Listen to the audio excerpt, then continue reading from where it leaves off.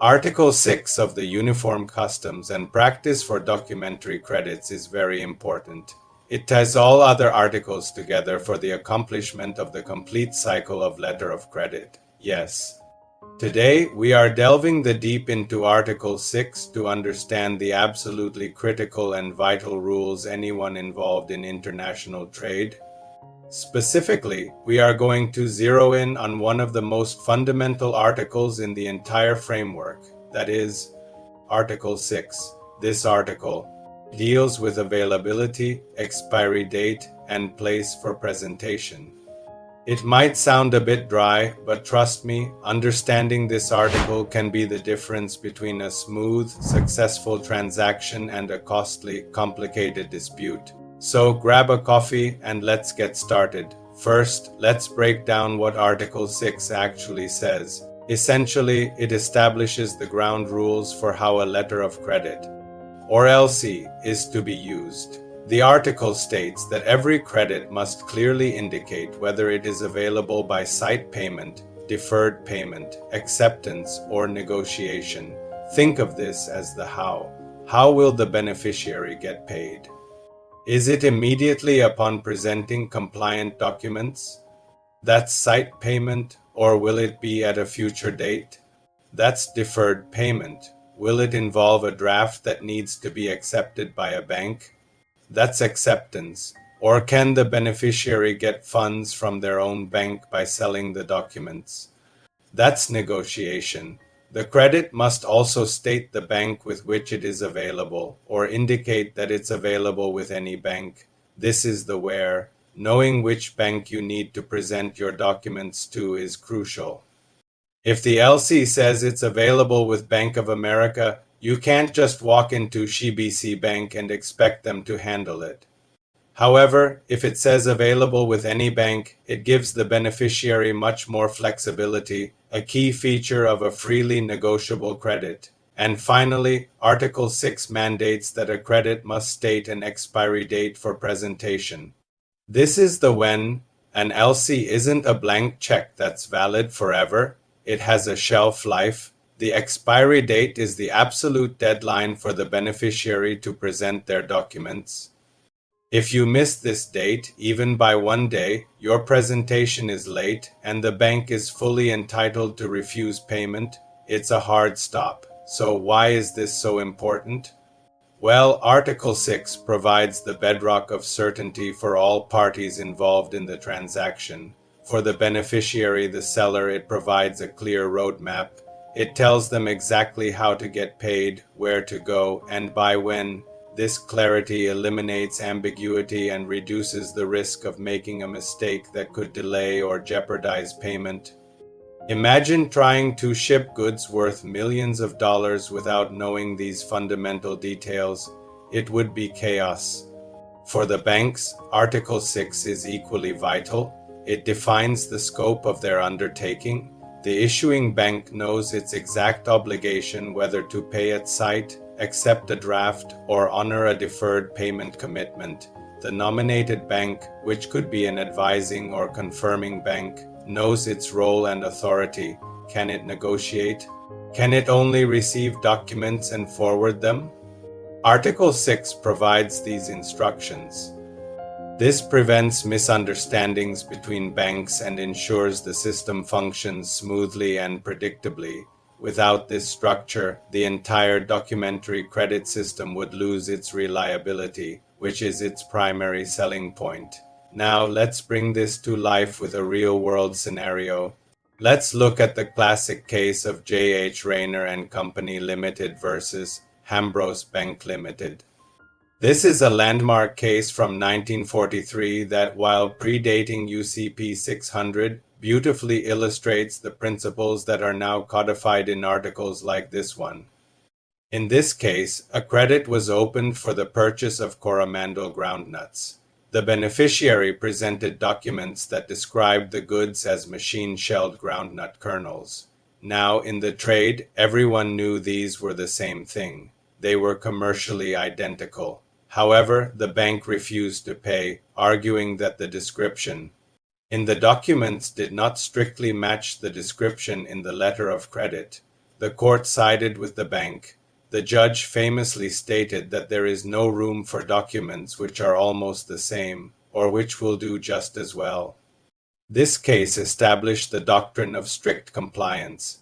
It underscores why clarity, as mandated by Article 6, is paramount. If the LC had been ambiguous about the required documents, it would have been a legal nightmare. But because the LC was clear, the bank's duty was also clear, to check the documents against the credit. And only the credit. This principle is directly linked to Article 6. Article 6 sets the stage by demanding clarity on how, where, and when to present. This clarity allows the principle of strict compliance to function effectively. If the beneficiary in the Rayner case had presented documents that perfectly matched the credit at the right bank and before the expiry date, the bank would have been obligated to pay. The problem wasn't the how or where, but the what, the documents themselves. But you can see how all these pieces fit together, a failure in any one area, whether it's the timing from Article 6 or the document content, can cause the entire transaction to fail. Let's consider a more modern, hypothetical example directly related to Article 6. Imagine a seller in Vietnam has an LC issued by a bank in Germany.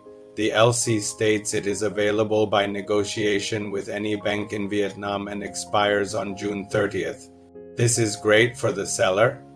They can take their documents to their local bank, for example HSBC Bank, Vietnam, on June 28th. HSBC Bank, Vietnam checks the documents, finds them compliant, and negotiates, meaning they buy the documents from the seller, giving them the funds right away, minus their fees. HSBC Bank, Vietnam then forwards the documents to the German issuing bank, suppose Deutsche Bank Germany, for reimbursement. But what if the LC had stated it was available by site payment with the issuing bank in Germany? In this case, the Vietnamese seller would have to send the documents all the way to the Deutsche Bank Germany. They would have to ensure the documents arrive at the German bank on or before June 30th. This is a much higher risk. What if there's a courier delay? What if the documents get lost? The seller bears that risk. They won't get paid until the documents are successfully presented at the correct place, within the correct time frame. This simple change in the wording of availability, guided by Article 6, completely alters the risk profile and cash flow for the seller. This is why, as a seller, you must scrutinize the LC the moment you receive it. Check Article 6 terms first. Is it available with your local bank? Is it by negotiation, giving you faster access to cash? Is the expiry date realistic, giving you enough time to ship the goods and prepare all the necessary documents? If not, you must immediately request an amendment from the buyer. Don't even start production until the LC terms are workable for you. It's that important. For importers or applicants, understanding Article 6 is also key. When you instruct your bank to issue an LC, you are shaping these terms. Do you want to make it easier for your seller by allowing negotiation with any bank? This might build goodwill and could even lead to a better price. Or is it a new relationship where you want more control, so you make it available only with your own bank? These are strategic decisions. Being precise in your instructions to the issuing bank, based on the framework of Article 6, ensures the LC reflects the commercial deal you've actually agreed to. In conclusion, Article 6 isn't just administrative jargon, it is the operational heart of a letter of credit. It provides the essential clarity on the method of payment, the location for presentation, and the critical deadline. It creates a predictable environment for the seller, defines the exact mandate for the banks, and ultimately gives the buyer confidence that payment will only be made when the terms they stipulated are met. Ignoring the details of this article is like setting sail without a compass, a map, or a clock. You might eventually get where you're going, but there's a very high chance you'll get lost along the way. So always read your LCs carefully, pay close attention to those availability and expiry clauses, and never underestimate the power of a well-structured credit. It is your best tool for mitigating risk in the complex world of international trade. Thank you so much for tuning in today. I hope this deep dive into UCP 600 Article 6 was helpful for you. If you got value from this video, please hit that like button and consider subscribing for more content on trade, finance, and international business. Let me know in the comments if you have any questions or if there are other UCP articles you would like me to cover. Stay safe, trade smart, and I'll see you in the next video. Till the date, remain healthy and happy. Thank you.